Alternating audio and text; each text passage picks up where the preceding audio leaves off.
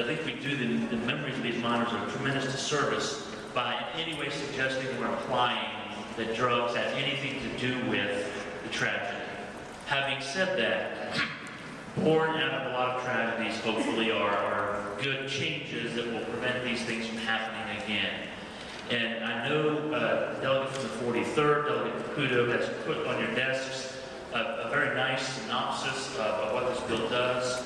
And quite frankly, it's so well written and well put together that I'll just go down through it and touch upon some of the changes that are made in this bill. As I mentioned yesterday, the bill provides for families to be families with their representatives, I should say, to be part of the interview and investigatory process unless it's done by law enforcement and it's a criminal proceeding, and unless the person being interviewed wants it to remain confidential, and therefore no one will be allowed to be a part of that process. But it does allow the family to choose a representative. That representative could be a friend, a pastor, a lawyer, a UFW representative. It's really up to the family, up to a maximum of 5 people. That was done for a couple of reasons. Number one, you don't want the environment to be too overwhelming for the person being interviewed. Lord, we hope we don't have any other tragedy that takes the life of more than 5 minors. But if that is indeed the case, there needs to be a process by which it's narrowed down to having 5 representatives in those interviews. At the bottom of page 1, you see some of the penalties that have been either imposed or increased. One problem that we did learn that came from the UVB disaster is that there were advance notices given of mine inspectors being are coming to the scene for their inspections.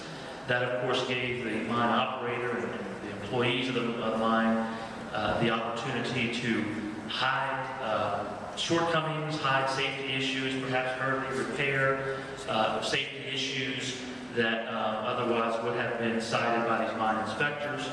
And it imposes, obviously, criminal penalties for anyone who tries to forewarn the mine operator or any of its employees of the impending presence of a mine inspector. The bill does require the mine superintendent or the top-ranking safety officer at the mine to sign off on the fire boss book and to make appropriate changes if there are safety issues that need to be addressed. This is, once again, as I mentioned yesterday, in an effort to hold to some degree the corporate entity accountable and their management team accountable for the culture that they create in any mine, and especially with regard to safety issues. As I mentioned yesterday, I firmly believe, and many others with whom I have spoken share the same belief, that the culture of any business starts at the top, and the culture of safety within a company also starts at the top. And this was our effort to try and hold the beginning of management accountable for the actions of the fire boss or the mine foreman, because too often from what I have learned is that mine foremen are made the scapegoats, and that, no pun intended, that's usually the firewall between people who can be held accountable in the current state of the law and those above the mine foreman. And this makes an attempt to get to that. As a result of the request of the gentleman from the 39th last year, in which was studied by the Office of Mine Health and Safety, there is a provision in the bill that provides for anonymous tips to be made to the Office of Homeland Security of any safety concerns, and that the identity or any information that could remotely be traced back to determine the identity is to remain confidential, and so that there won't be any repercussions, or the hope is that there won't be any repercussions or consequences for any person making such report of a safety issue. Apparently there was some concern that people were intimidated from making any complaints about safety issues because of fear for their job. The bill also provides for the submission of ventilation plans in the coal mines.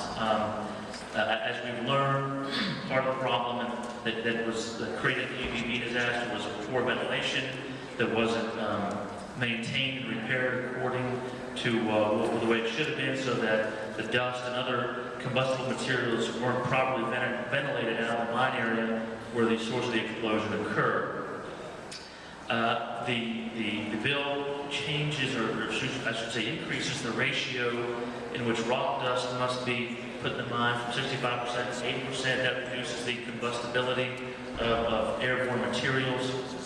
The bill modifies and creates some levels of methane detection so that when methane levels reach certain levels, certain things happen, such as people being removed from the mine, certain equipment, though not all, being shut down, so that there's no spark or anything that could potentially ignite the methane.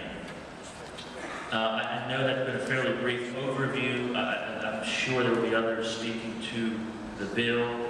But Mr. Speaker, with that being said, I urge passage of the bill. I think this is such a great day that we have this bill before us.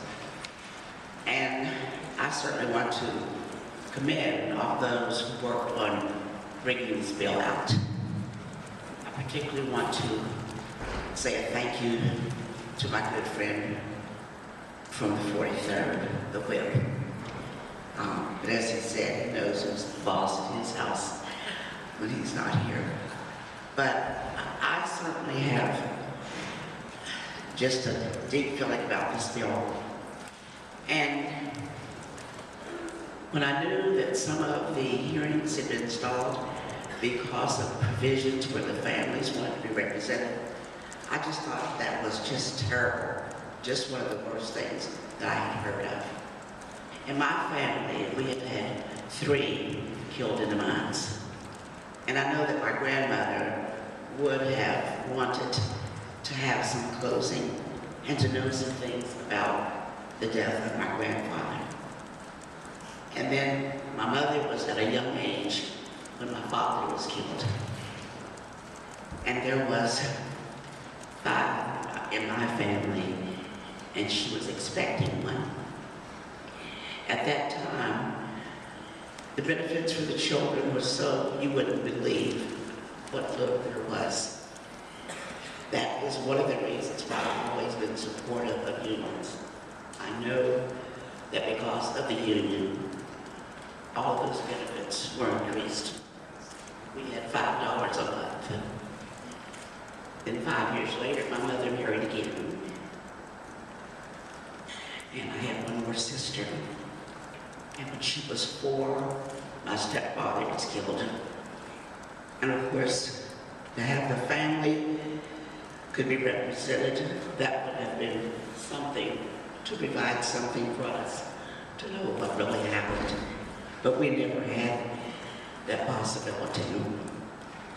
So to all of those who have worked on this bill, and if there's anyone here who thinks they can't vote for this bill, if this would ever strike close to your home, you would then get the message.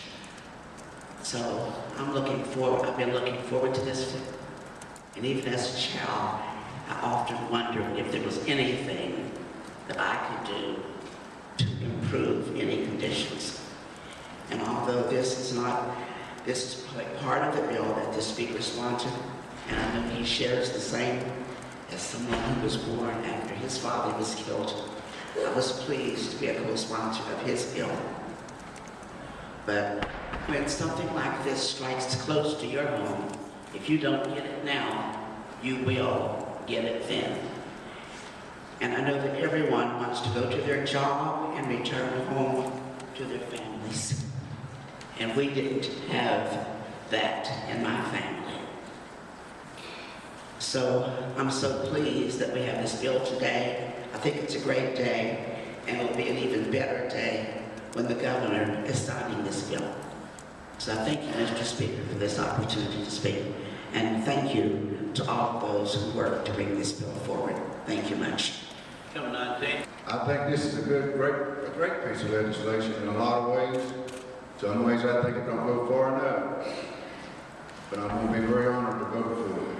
One part of this bill I like best on page 2 ensures the miners' instructional annual rights to withdraw from an unsafe work area.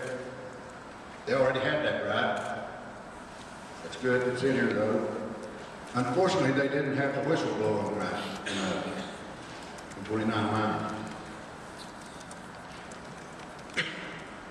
Another good part of this bill that who won't be held accountable for punitive actions against the miners who leave in good faith and work unsafe work area. I like that part.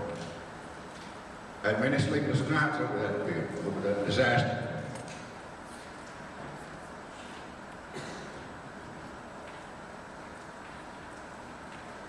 Just thinking that them 29 men may have been intimidated to death.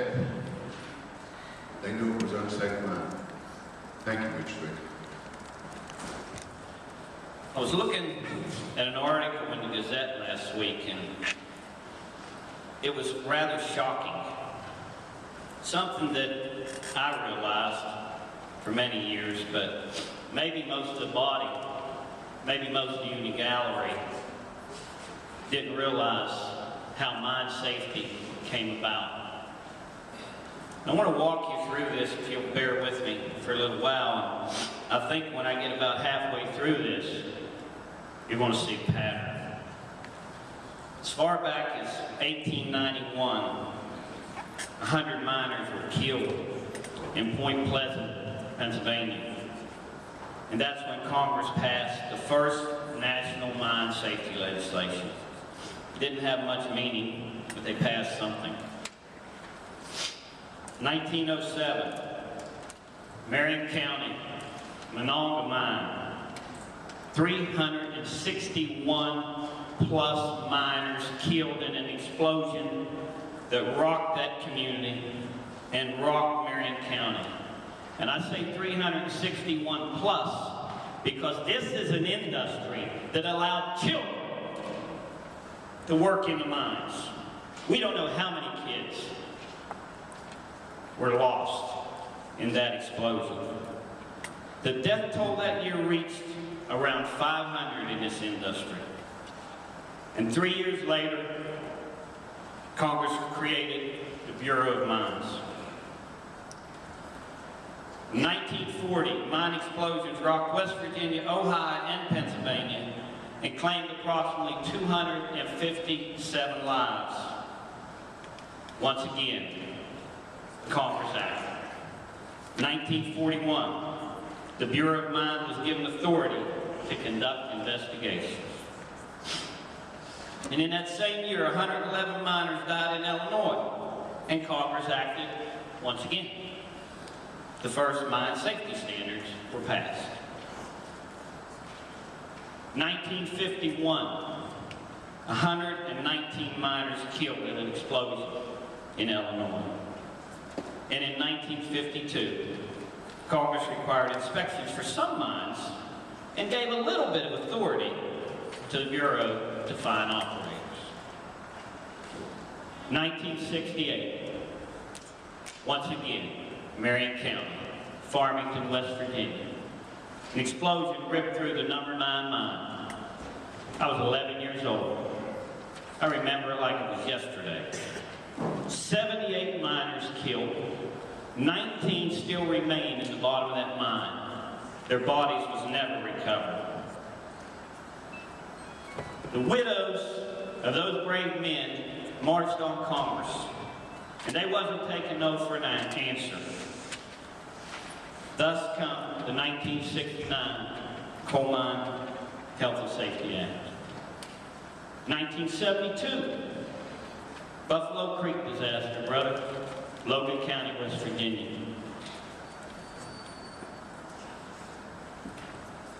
This created a new Mine Enforcement and Safety Administration. And once again, 1976, a mine explosion killed 26 men in Oven Fort, Kentucky. 1977, the new Miner Safety Act was passed. 2006, Saco, Aracoma, Harlan County, Kentucky. Congress acted again and passed the Miner Act. April 2010, Upper Big Range. 29 miners killed. 29 families' lives will never be the same. And here we are today, trying to pass some new mine safety legislation. Now, there's those in the press who've been critical of what we're doing, and that's okay. I welcome that. I want the press to let the world know that we need to be vigilant when it comes to mine, health, and safety. And I want them to keep an eye on this body, and I want them to keep an eye on Congress, because every worker, when he kisses his wife and children goodbye, should have an absolute expectation to come home at the end of their shift. The Speaker asked me one question when we got done with this bill. He looked me dead in the eye. He said, "Mikey, will this bill save lives?" Mr. Speaker, I believe it will. I believe it will. If I could point to one provision of this bill that I think will save the lives of miners and working men and women across this country, it's accountability. Because it's no big secret how Massey Energy and Don Blankenship conducted business at the Upper Big Branch mine and any other mine under that umbrella. Workers were intimidated. Records were falsified. Advanced warnings of inspections were given. 2 sets of books were kept. There was a lack of enforcement, and the list goes on and on and on. The more I read about the Upper Big Branch tragedy, this wasn't only bad business practices, this was akin to organized crime, and it should be treated as such. I hope that this federal investigation starts at the bottom and works its way clear to the top. And this may offend some people, and I'm sorry if it does, but it is my hope that someday I can watch Don Blankenship be hauled off in shackles and sent to jail for the murder of these 29 men at Upper Big Branch. I bet you if you ask family members of Upper Big Branch and any other tragedy that I described, and they can have 2 wishes, I think their first wish would be to have their family member back. But I think their second wish would be, do what you can to prevent other families from going through what the gentle lady from Montague and our Speaker and those 29 families in Upper Big Branch went through. I think that would be their second wish. And you know, I've been here a long time. I've got a lot of friends. And a lot of you come up to me and ask me, are you happy? Are you happy about the bill? Hell no, I'm not happy. Hell no, I'm not happy. Because as I went through that list, we're doing a bill because people died. That's the only time we pass meaningful legislation in this industry. That is the only time. And I defy anyone in this body to challenge that. I just had 35 years in this industry last week. And I'm proud to say that I worked in a safe operation. And every operator should not be painted with that Massey brush. And every CEO should not be painted with that Don Blankenship brush. But that's why we're here today. Ladies and gentlemen, this industry has created far, far too many widows. And this industry has created far, far too many orphans.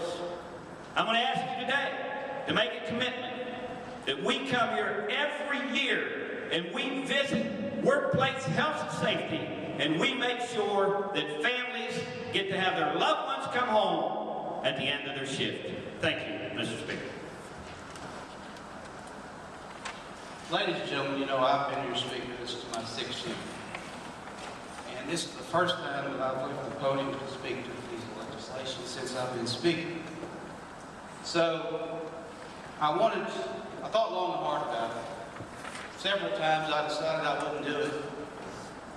But after looking at it, I thought, you know, perhaps I might say something that would affect this down the road, make it more likely to pass, make it more likely that we would continue doing what the gentleman from the 43rd said, continue to go for more mine safety.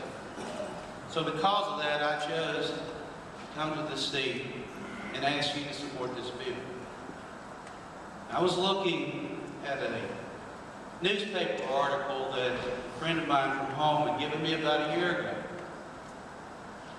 And buried in the newspaper was a story about my dad getting killed in a mine accident.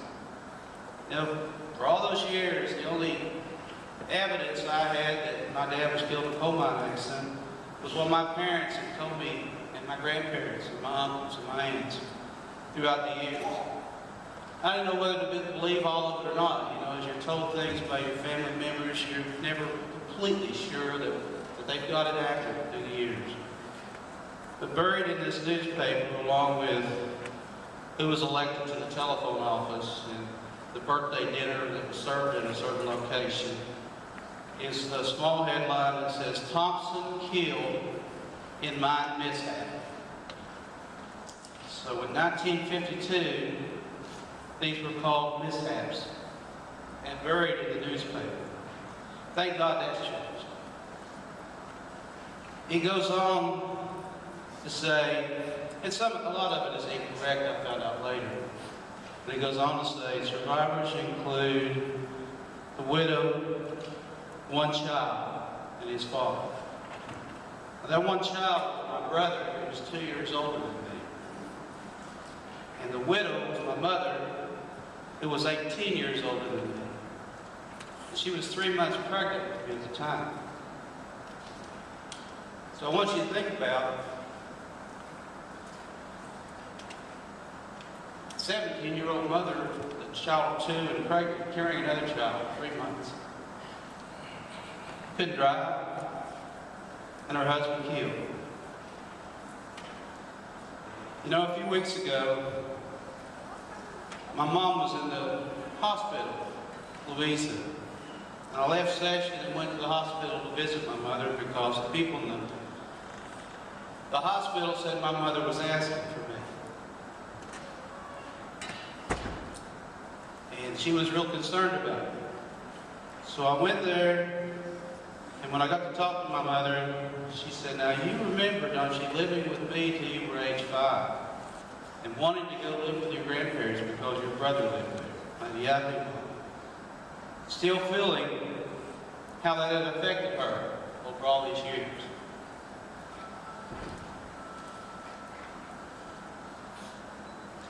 Now listen to what the gentleman from the 43rd said. That the only time that we ever address this type of legislation is after a tragedy. I was looking at a statement by U.S. Attorney Booth Goodwin at the end of the press conference, the settlement with the Big Branch tragedy. And it says there should never be another UBB. This announcement is aimed squarely at that goal.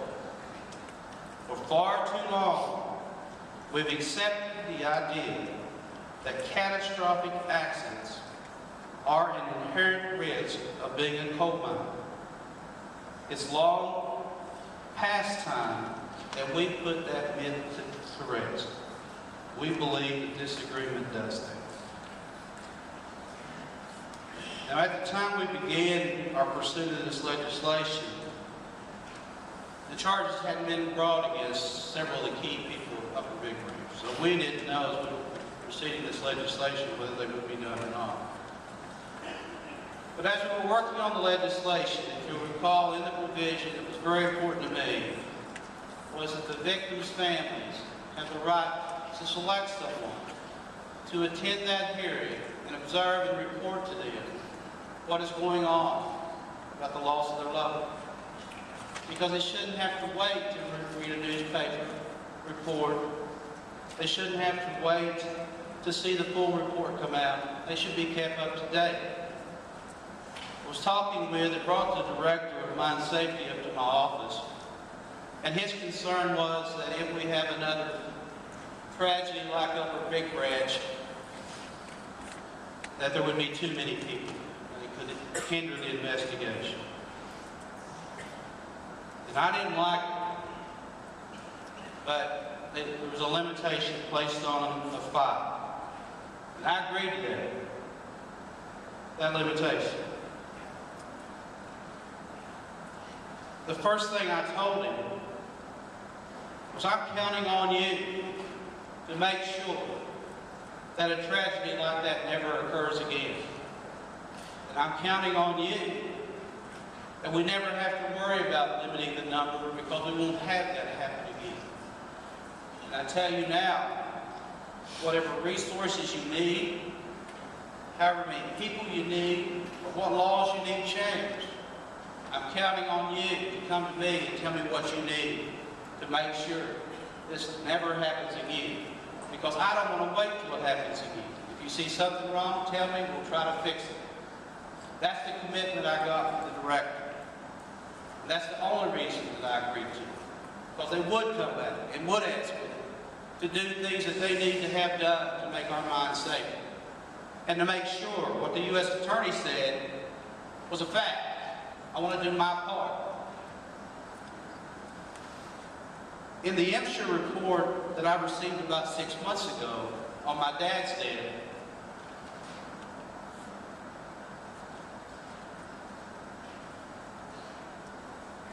I'm going to read you the recommendations from that MSHA report. The following recommendations, if properly applied, might prevent accidents of a similar nature in the future. Is that what we're looking for? Might? We want recommendations that will prevent. And I think we should expect that. And I expect that.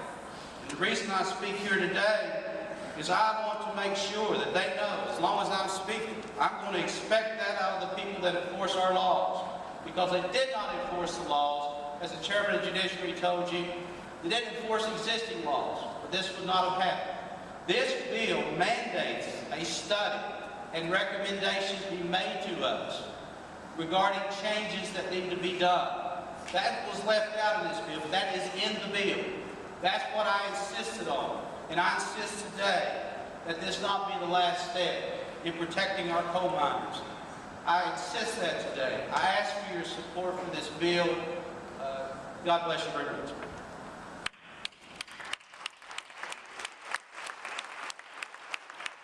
Thank you, Mr. Speaker.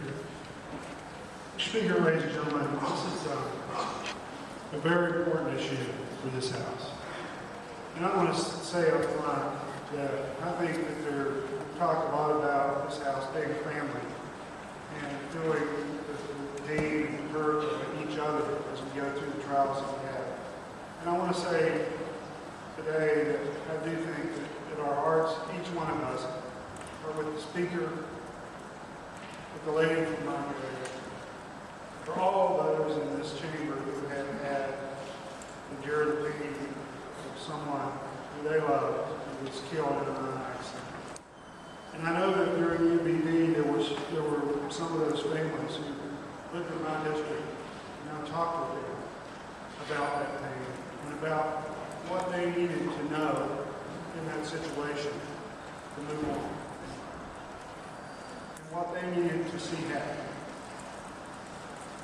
And I stand today in support of this bill. And I know there's a lot of hard work went into it, and there was a lot of controversy in this. But you know, there is no such thing as Republican safety, Democrat safety. This is an issue that all of us care about. And there's probably not very many people in this chamber who have not had someone in their family, a friend, who has been touched by a tragedy at some point throughout the years in our minds. And I do stand today, but we will continue to work with this chamber in a bipartisan effort to ensure that we do all we can to see that that doesn't happen. And so I just wanted to stand today and support this legislation, and also to support our fellow members, those who endured the pain to get up today and speak about what was certainly a painful experience in their lives. And we know again that we need to do together, all 100 of us, whatever we can do to ensure that doesn't happen to the families of any member of this House or any of us. So I stand in support of this bill and thank the lady from Montgomery and our speakers for standing today and talking about the experiences that they've had to endure. And we just want you to know that your friends on both sides of the aisle are working for us. Thank you, Mr. Speaker. Well, I'm sitting here today and I've listened to our floor speeches. And that's why I wanted to even get up and speak.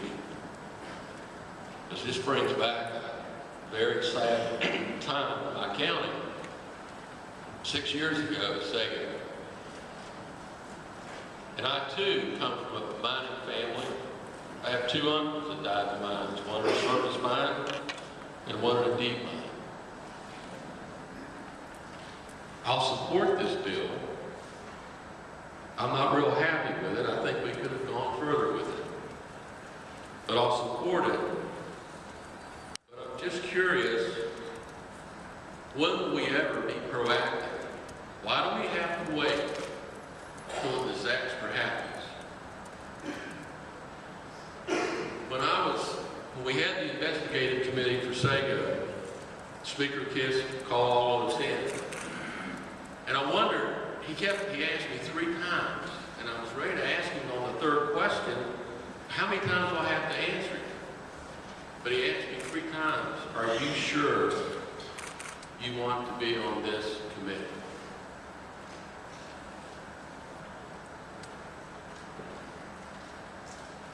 It was the toughest committee I've ever been on. One thing that came out on the Sago disaster, and it was really weird that after that happened, 6 weeks before the Sago disaster, I attended a home football game in Buchanan, and I sat with one of my classmates. Well, 6 weeks later, that classmate was dead. And he started talking to me about Q Creek, about the mine disaster, well, almost the mine disaster. We rescued all those miners. And what he told me was, he said, you know, there's a lot of things done right and some things done wrong. He says, but there was one rule that MSHA puts out. They even give us stickers for our helmets, the mine. And that's the last thing you do is to barricade yourself. You try to get out of that mine. And when you do that, you start signaling to the outside, and they're listening. And when they hear you, they'll put off an explosion, let them know that they know you're there. Those miners on 2 left beat a mine bolt almost off where they were signaling. What came out in that investigation was that listening device or that equipment that we were supposed to have at Sago, it was never dispatched. Those men followed a rule that MSHA made, but it wasn't followed on the outside. I just shared our mine safety book, which there's a chapter in there on rock dusting. You know what it says? We always have a discussion in Judiciary Committee about 2 words, shall and may. Well, when you open that book up and you go to 22A-2-24, they talk about coal dust and rock dusting. It didn't say may, it said shall. And it wasn't done by the branch. Thank you, Mr. Speaker. Bill 27 for a young electrician and a young father who was expecting his first child, who worked at Performance Mine at the Big Branch. And as the crew was leaving and I was working at Double, my brother backed up and said, Rick, there's been an explosion at the mine. And it was hours before we knew if Adam had made it out. And when I drove home that night, never having experienced what my colleagues had, I can remember looking in the faces of the families driving to the mines, and there was no doubt they were the families. Following weeks, we prayed for family members whose brother was one of the 5 they couldn't find. They didn't know if he made it or not. Following days. Then we found out he did. And we went to several families, funerals, stood with them. And we were in the hearings in here a few weeks ago. My friend and colleague from Nicholas County, I don't know his district, but I know it's changed, asked a question of one of the instructors. He said, Mr. McIntyre, if the laws that had been on the books had been enforced, and Mr. McIntyre cut him off and said, we would not be here today. And that is a sad indictment, and we should pass every law we can to make mines safe. But I thank you, Mr. Speaker, for the resolution, and this is a chance to be proactive, to make sure it doesn't happen again. Because if we're not going to enforce the laws that are on the books now, why pass more? Thank you, Mr. Speaker. I'm the 18th, Dr. Martin. Ready to vote. Appellant's vote I've had since I've been here. Thank you. Has every member voted? Has every member voted? If so, the clerk will close the machine and entertain the result. 95 ayes, 0 nays, 5 members absent, not voting. More than the majority of the members present having voted in the affirmative, I declare the bill passed.